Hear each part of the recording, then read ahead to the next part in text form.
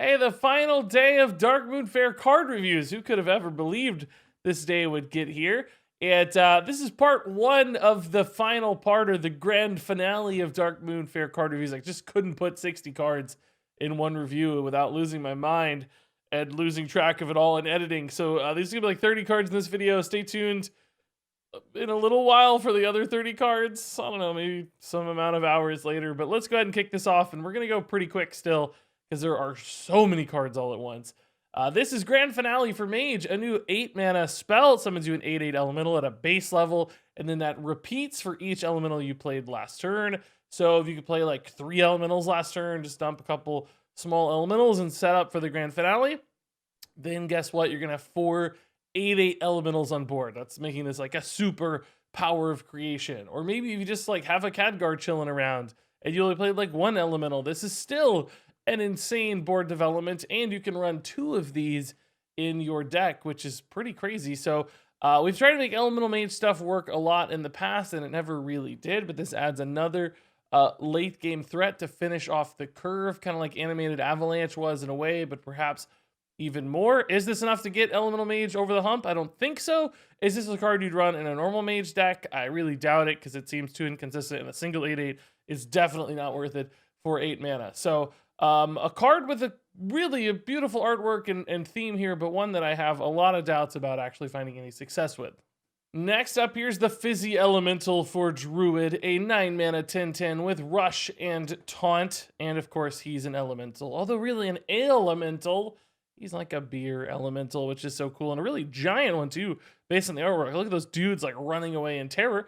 Anyway, big crazy minion for Druid, clearly an elemental for the kind of N'Zoth angle, if you want to make a N'Zoth Druid work, which is, I think, always a possibility. Druid can just run a lot of big, scary stuff like this because they ramp up so well. Have that N'Zoth as the finisher for that sort of thing. And this is better than other big 10/10 sorts of cards we've seen in the past. That said, is it still good enough? Are cards like Wing Guardian just way better at doing the same sorts of things? Clearly, a N'Zoth deck would run both, but that's limiting this to a very specific pool of decks that would ever care about this, because I'm not sure any other big Druid would run this over other big cards that are just a little bit more immediately impactful or bigger or death rattly or value-y. This one seems like it could get left behind quite a bit in that race, but there's always that N'Zoth angle to consider. The Idol of Yasharaj here for Priest, an 8 mana spell. It summons you a 10/10 copy of a minion in your deck. So much like the artifact we saw already for N'Zoth, the Jewel of N'Zoth, this one basically harkens back to the OG himself.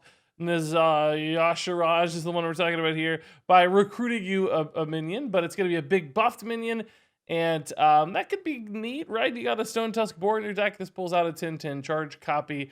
That said, though, I feel like Priest really thrives most when they're doing these sorts of cheesy things at low costs, not at 8 mana. It's a lot to spend 8 mana.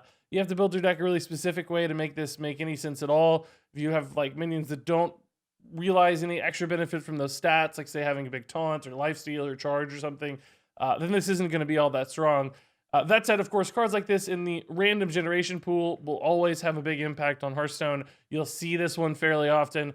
It'll feel important, but I don't think it'll ever actually be run in many Hearthstone decks, just because the stat upside consistency here from Idol of Yasharaj is too demanding from a mana cost and deck construction standpoint. Next up's the Nazmani Bloodweaver here for Priest, a 3 mana 2/5, nice base outline for Priest there, a lot of health to work with. And it reads, after you cast a spell, reduce the cost of a random card in your hand by 1. So we can see here the makings of a spell slinging Priest. We already got another card that discounts spells. So you have a lot of cheap spells in hand. You play this, that's discounting other things in your hand. So a couple angles for this. Maybe you just try to reap a lot of discounts for some crazy combo or big setup play. Alternatively, maybe you just are creating a lot of tempo. You're having cheap spells that turn into cheaper, bigger plays faster. You accelerate strong stuff into play, and your opponent can't quite keep up, because you're really not sacrificing much here to play the Nazmani. It's a lot of stats to work with as well. It could easily stick around into a future turn to help realize a lot of these discounts, and these discounts can feed back into themselves. You could make a 1 mana spell free and then get to play that and then discount something else and keep a chain going all in a single turn. But you can easily imagine, in combination with like Sathik Veilweavers and all these other things, that a card like this one has a lot of potential. All right, so next up here, kicking off some secret synergy stuff. It's Inconspicuous Rider, a 3-mana 2/2 neutral minion. Battle cry, cast a secret from your deck. And that seems like a pretty powerful effect, right? You're getting a body and a free secret on a stick. We've seen that in the past a little bit, but this one doesn't have a condition. It's not delayed like with the Death Rattle on Mad Scientist. So just an instant secret on this body. I think that's great for both Hunter and Mage. Probably not as exciting for a Rogue or Paladin. I think they just have better things to do, but I could even see this going into Rogue, honestly, a little bit here and there. So just if you're building towards any secret synergies, having another way to tutor a secret into play, force a minion into play so that secrets to interact with minions are just good to go because you have this guy sitting around. That makes sure you don't draw into secrets, which often aren't great draws because you're trying to cheese them out other ways. This seems really, really good. I think this will be an obvious inclusion in decks that care a lot about secrets, of which I think there will be a few. Moving on to the mystery winner here for Hunter, a new 1-mana 1/1 with a battle cry. Discover a secret. So this is a great way to open up the game and make sure that you have a secret in hand. That's pretty nifty if you've got any secret synergy stuff you're trying to line up more consistently, like Petting Zoo, where you want to make sure you got that secret on 2 into the natural on curve 3, or even if you draw this late in the game, it's just a way to cycle into a slightly more value play while depositing a minion on board. And again, having minion on board with secrets in play can be fantastic because you need that snake trap to go off, you need that minion there, and the mystery winner can certainly set that up. So really cheap little card, again, help support secret synergies. Not quite as much raw output in this one, but still a very solid option. So next up, we have an actual Hunter secret. It's Open the Cages. Of course, 2 mana. When your turn starts, if you control 2 minions, summon an animal companion. And man, we already know we love animal companions at 3 mana. At 2 mana, they're going to be just as awesome. And even more awesome because it's a mana cheaper. The challenge, of course, is making sure you have 2 minions on board when your turn starts. That is sometimes going to be very tough to do. If you're in like a secret build, sometimes you can leave behind some snakes off Snake Trap if your opponent didn't plan well. Otherwise, in many cases, it's hard to stick 2 minions, even if you are playing a bunch of 1/1 Wolpertingers and stuff. Your opponent is often going to be encouraged to kill them.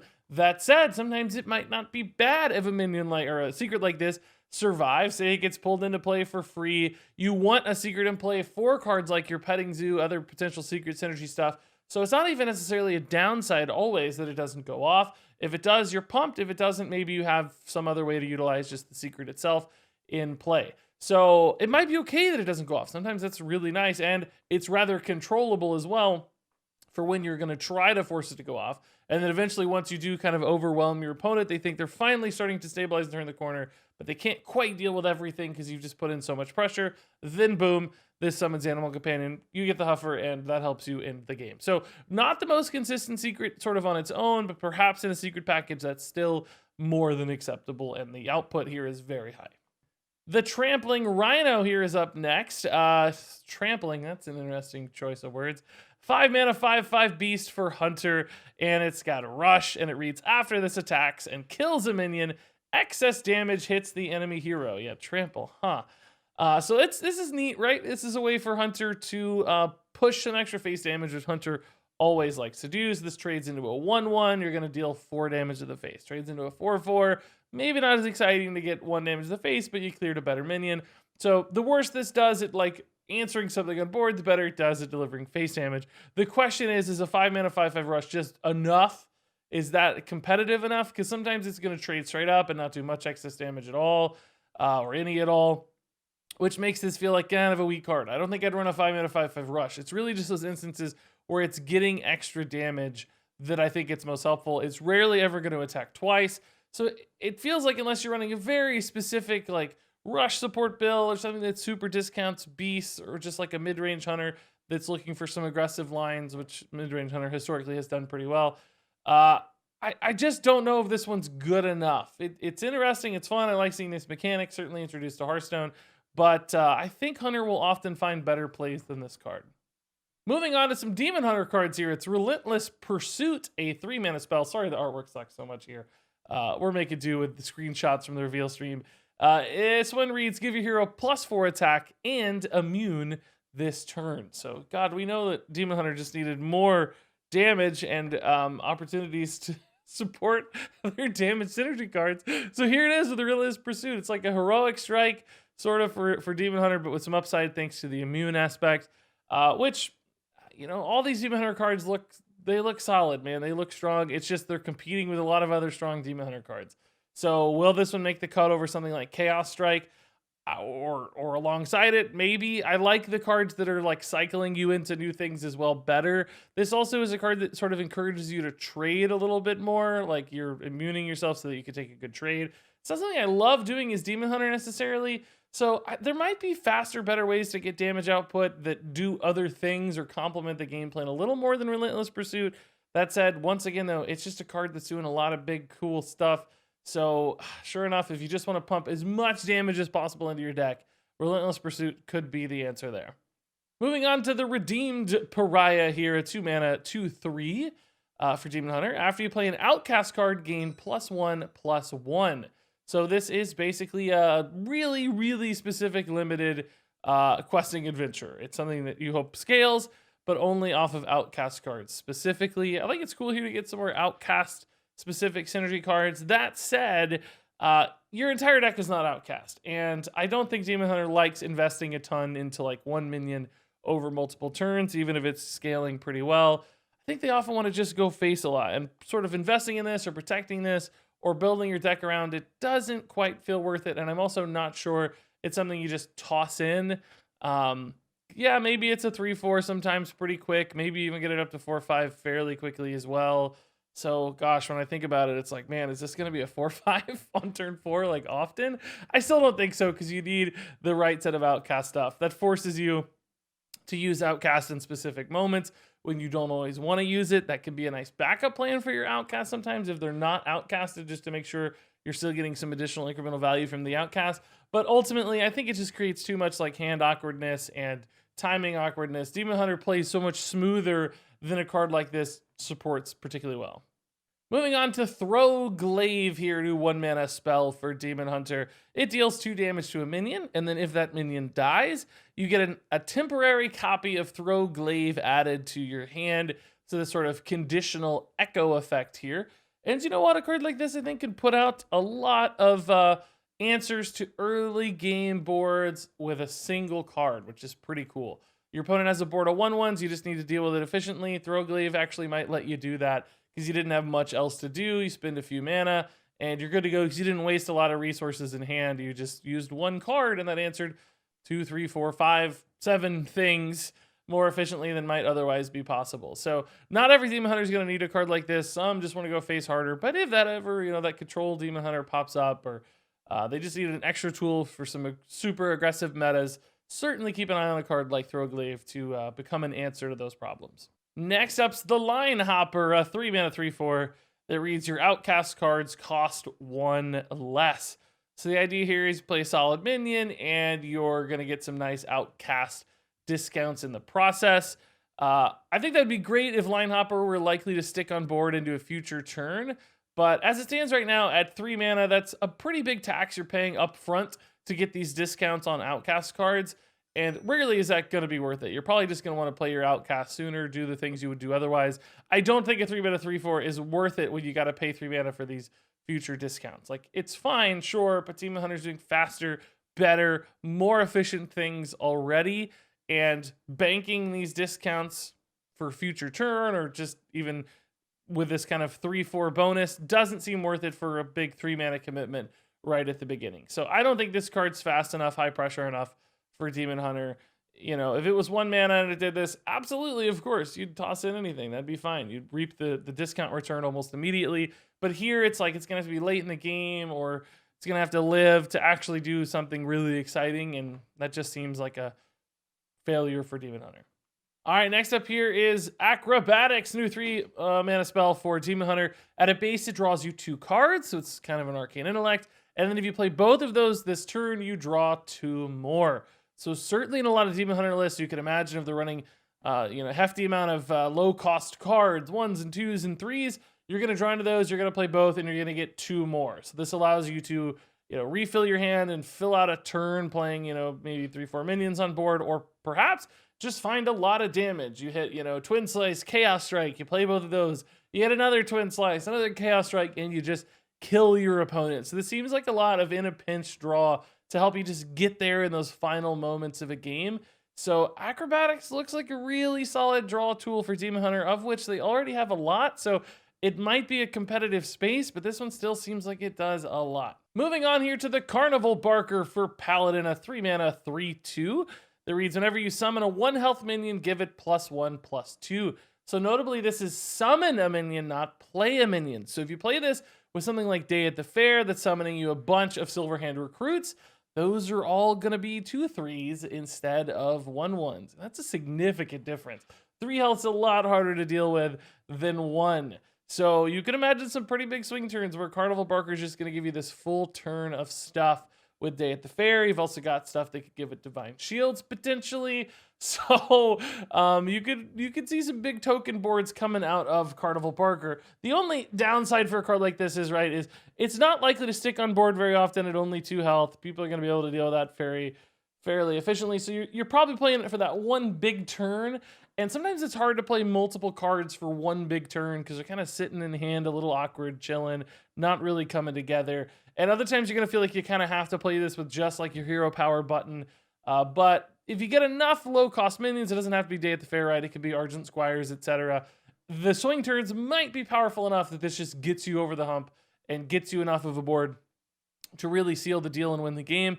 Although I'm worried that Paladin doesn't have enough wide board follow-up damage to really leverage these sorts of things. The boards might be sticky, but they might not be game-ending, like, say, you see with Token Druid, and I'm worried that could be a problem. So Carnival Barker seems solid. He's a lot of stats bundled into this, Rex cards like Addled Grizzly of old, fits this new archetype a little bit we're seeing in Paladin, but I'm still not convinced all of it's going to come together to be quite strong enough.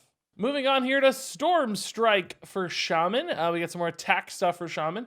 3 mana, deals 3 damage to a minion, and gives your hero +3 attack this turn. So potentially a way to clear something on board and maybe still push some damage or activate some attack synergy cards like we might see in Shaman. But I gotta say, this card just doesn't really seem that exciting to me. It probably is okay from a purely numerical standpoint. You got like half Heroic Strike, half like Holy Smite. But for 3 mana, it feels like this could have been pushed a little more. Whether that's maybe making the damage potential to go face, although 6 damage for 3 mana is a lot. It feels like it's not quite enough. And I was getting kind of excited about the enhancement Shaman stuff. But why is this at a mana cost that we've already seen a bunch of stuff you're wanting to do in an enhancement Shaman build? I mean, I think from a purely numerical standpoint, perhaps it's fine to get there. It just feels like it's competing with all these other cards already. I need something that's like 1 mana or something that's like 4 mana, and it feels like this is just right in that same slot where it's going to be hard to do all this stuff, or you're going to have to wait for breakpoints like around 6 mana to make a lot of these plays, and then cards like this just don't do quite enough at that rate. But, I mean, all the same, this is still more damage output, which matters. It's attack outputs, which matter. It can help you clear taunts or get through stuff. So I don't want to, besmirch it necessarily. It just doesn't feel quite like what I needed. It's like we're running out of options here for this enhancement Shaman, and I don't know that this certainly brings anything together. So I probably teased this already, but hey, look, a 3 mana enhancement Shaman card. It's the Pitmaster. It's a 1/2. In Battlecry, it summons you a 3/2 duelist. If you corrupt this, it's going to summon you 2 3/2 duelists. So once corrupted, potentially a pretty big play here, getting you 3 solid minions on board for 3 mana. That's a lot. Even at a base level, I don't think it's terrible necessarily. Getting a couple bodies on board could be worth it in many cases if you're just trying to tempo out an aggro deck. You'll probably play this at a base level and not be super upset about it. Maybe not excited, but super upset. And then, of course, if you corrupt this, this comes down on 5, but not in combination with another 3 mana card, but perhaps in combination with some other 2 mana thing. And boom, you've got yourself a little turn. But again, I'm just worried about the rate at which these minions are able to scale successfully. I was looking at some data last night based on a YouTube comment. Things like Satyr Overseer and Demon Hunter fall off a cliff after turn 4 for win rates. They just don't keep up with the pace of a Hearthstone game. They don't get there. Doesn't matter in Demon Hunter because Demon Hunter is so efficient that when you're playing it early and it's winning, it's a great card, and Demon Hunter can create enough follow-up damage, and they can just get there on the back of those really consistent early game plays. It doesn't feel like Shaman's going to be able to do the same sort of thing with these same kinds of minions. It feels like it's just going to be Demon Hunter light. So again, a card that looks fine at like an objective numerical level, but it just, is it coming together? It's awkward. It's all 3 mana. It's competing with itself. It's delayed because of the corrupt. I want this to work so much if you can't tell, and I'm having some really, really big hesitations right now. All right, next up here is Dancing Cobra, 2 mana, 1/5 beast. It corrupts and it gains poisonous. And the problem here is I just don't know if I care that much about having poisonous. I mean, it's still a minion that's maybe going to take 2 trades at best. So yeah, I could keep a board in check a little bit in the early game, sure, but the problem is you're not corrupting it in the early game. If it's got poisonous, you're playing it on turn 4, and then it's less likely to actually get any value trades out of this poisonous. Maybe still possible, but is that something Hunter's looking to do? Generally, no, I don't think so. Maybe use this as a beast with just 5 health in the early game to buff and build off of. That might be a more likely scenario, but still just doesn't seem like it does enough to make sense for Hunter. Dreadlord's Bite here, a new 3 mana 3/2 weapon for Demon Hunter. Outcast, deal 1 damage to all enemies. So a little AoE here bundled into the Dreadlord's Bite, and a little bonus damage to face, which never hurts for Demon Hunter. But at the end of the day, Demon Hunter has a lot of weapons already. They're doing pretty cool stuff. I don't think this outpaces other weapons, even if you're looking for an Outcast synergy specifically. And weapons that are chilling in an Outcast spot feels kind of weird. Usually you're playing those faster in Demon Hunter pushing, and I think this card just doesn't outperform what we already know for Demon Hunter, so there's very limited use cases where I ever see this surpassing another weapon already. The Fell Scream Blast, a 1 mana spell for Demon Hunter. It's got lifesteal, and it deals 1 damage to a minion and its neighbors, so a little bit of a AoE cleanup here against 1/1s that could also pump back some extra life. Keep in mind we also have Il'gynoth for lifesteal synergies, and maybe a lifesteal synergy deck where this could be turned into face damage. That said, I don't know how often that's going to actually line up in a game. You're probably going to want to use this as soon as necessary to clear up stuff and restore a little health.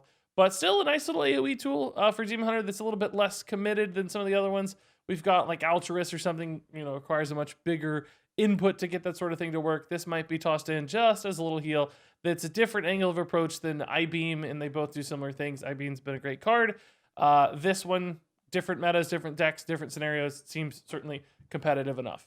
Moving on to Revolve here for Shaman, a 1 mana spell. Transform all minions into random ones with the same cost. It's not an evolve, it's a revolve, which is very fun for a carousel idea here. But I just look at this and I don't know how I'm using this. Like, clearly, random minions aren't usually much better than the minions you're playing. Often, in fact, worse if you have minions with effects or, tags or something else you care about. This makes them worse. I mean, there's always like battle cry stuff that has bad stats. So you play a novice engineer and you turn it into a 2/3. It's like, I'm not that excited about that though, and it's a pretty committed line. This also works against your opponent's minions, but same story. It's like, yeah, maybe I devolve some great death rattle, but they get a solid minion anyway. And Shaman already has devolving missiles that I think serves that purpose way better because it's not also affecting your own board necessarily. And although it's random, it's still devolving. So they're potentially, getting much, much weaker minions. So I'm just left wondering exactly how I'm playing a card like this one. I don't really see the purpose or the point of it in most scenarios. Maybe if you got a bunch of 1/1 tokens or Molten Blast, you want to turn them into Argent Squires, but still limited upside once again. Somebody tell me how I'm going to use this card and make it work. Moving on to the Red Scale Dragon Tamer, a 2 mana 2/3 Murloc for Paladin. With Death Rattle, draw a dragon. So fun little dragon tutor here and kind of an upgrade to your loot hoarder potentially if you're running dragons. So maybe like a N'Zoth build that's got a bunch of different minion types. You want to be sure to find that dragon. Maybe you're not looking for much out of your Murloc because this wouldn't be a great Murloc to bring back off N'Zoth, but a possibility. We've also had the Scales Paladin archetype being teased. It's never really quite gotten there where you fuse dragons and Murlocs together. And I don't think this card gets it over the hump or changes that much. This card feels more like kind of a filler part of that deck as opposed to a star that really changes how things work. So reasonably fine card from the numbers, but I just don't know the home this card finds to really make an impact on the meta. Next up here is the Game Master, 2 mana 2/3 for Mage. The first secret you play each turn costs 1. It's another Mage secret discount card here, helping you cheat secrets out a little bit faster each turn. So competitive with something like Curator Mage, perhaps, but I think I like the Curator Mage style a lot better, because for this to really be as good or reap as many rewards, you're playing it on turn 3 anyway, probably, right? Because you want to play that secret immediately. I don't know that you play this on 2 and hope that it sticks into a future turn. That's kind of risky. And then for it to be better than Curator Mage, you need it to live for multiple turns. And in many scenarios, I don't think it will live for multiple turns. So maybe you run both and you just have a little bit of redundancy there in your secret tempo cheat plays. That's an absolute possibility. But I don't think this card is particularly outstanding compared to what we already see. Like we saw with the Secret Synergy card earlier in this review, what Mage already has. This one doesn't feel like it necessarily stands above the crowd. Moving on here to the Firework Elemental, another neat elemental card for Mage. 5 mana, 3/5. Battlecry, deal 3 damage to a minion, and Corrupt, deal 12 instead. So this is really just Omega Devastator. Remember that card for Warrior? It's actually still in standard format. It would get to 10 mana, it would deal 10 damage to a minion. Felt like a really big swing turn, particularly when it had Rush with Dr. Boom. This doesn't have the Rush aspect, but it also has a default use case. It still deals 3 damage, even when it's not corrupted. Sometimes I think you're going to be totally fine to do that on turn 5, just to make sure you can clear your opponent's little dude that's going to kill you soon if you're not careful, save some chip damage. You don't necessarily need to wait, but even if you do wait, the Corrupt might come online sooner than a card like Omega Devastator, so certainly some upsides, some downsides. The question is, does Mage need a card like this? Do they have enough minion reaction things in their toolkit?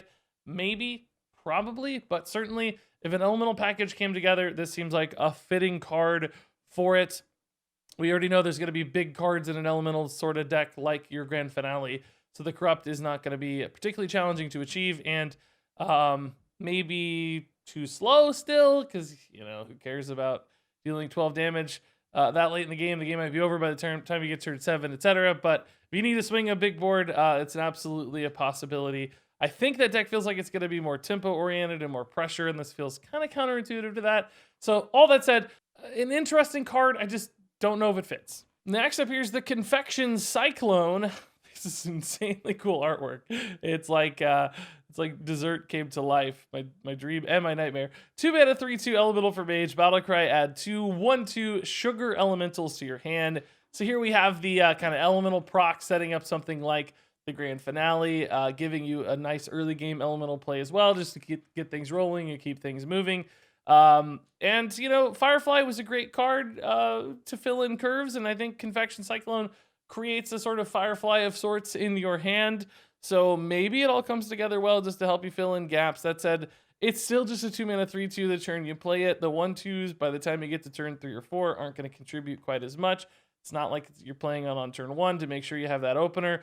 So it does feel like there's not a lot going into this card, but you know, elementals are being teased here. I don't have a lot of faith in it, but this would definitely be a part of it. If a Grand Finale elemental deck got there, I still think it's going to be just a little behind the curve and too slow compared to modern day Hearthstone. Moving on to the snack run here for Paladin. Man, I really am identifying with these cards today. 2 mana spell, discover a spell, and restore health to your hero equal to its cost. So this is like the effect from Ivory Knight, I think it was, from Karazhan, but just remove the minion and boil it down to a spell. And you know what? I kind of like it. Just being able to use some free mana to find something bigger and better and heal yourself along the way can be a great tool for slower, controllier, grindier style decks. And the real problem here, though, is that Paladin does have a lot of bad spells in their Discover pool, a ton of like 1 mana secrets that are going to clog this out. And even if you don't end up taking the secret, because there is always something bigger, or, you know, usually something bigger, they're clogging out your choices. You're not going to get to see as many big, cool things that might be better suited to your situation or scenario or game state. So some checks there on the power level of this one, but still a fun little flexible card for certain deck types. Next up is Mask of Cthulhu for Mage, a 7 mana spell that deals 10 damage, randomly split among all enemies. So this is your like Avenging Wrath style card for Mage. Reeks a little bit of like Reno the Relicologist, but with no Highlander condition and no minion. And when I compare it to those two things, it's like, well, yeah, those aren't necessarily outstanding cards. I mean, Reno's great, but this doesn't have the body, right? So it's notably worse than Reno, only a little better than Avenging Wrath. Does Mage really need this sort of tool? I mean, I like that sometimes on an empty board it is just like a 7-mana Pyroblast. That perhaps is the most intriguing aspect to me, where it's not necessarily being used to clear minions, but maybe just adding a ton of damage into your deck and creating like a top-end damage output card where if you can resolve minions or keep up on board, then this just goes hard face. That's interesting. But it's still pretty expensive, and I feel like Mage has a lot of burn already. Mage has a lot of ways to react to minion boards already. So does this fall somewhere in the gap where it doesn't quite do either of those well enough or consistently enough, and therefore doesn't really get played? Moving on here to Swindle for Rogue. 2-mana spell, draw a spell, and combo, you also draw a minion. So a pretty neat little option here to maybe tutor some specific things out of your deck, which is always a possibility, or just draw 2 cards for 2 mana, cycling into new stuff. That also seems like a great little resource for Rogue. Having cheap spells like this to activate combos, just keep things flowing, can be really helpful for a lot of different deck varieties. So yeah, this seems like a really solid card that I'm sure some Rogue out there is going to find a great use for. The Foxy Fraud here, 2-mana 3/2 for Rogue. Battlecry, your next combo card this turn costs 2 less.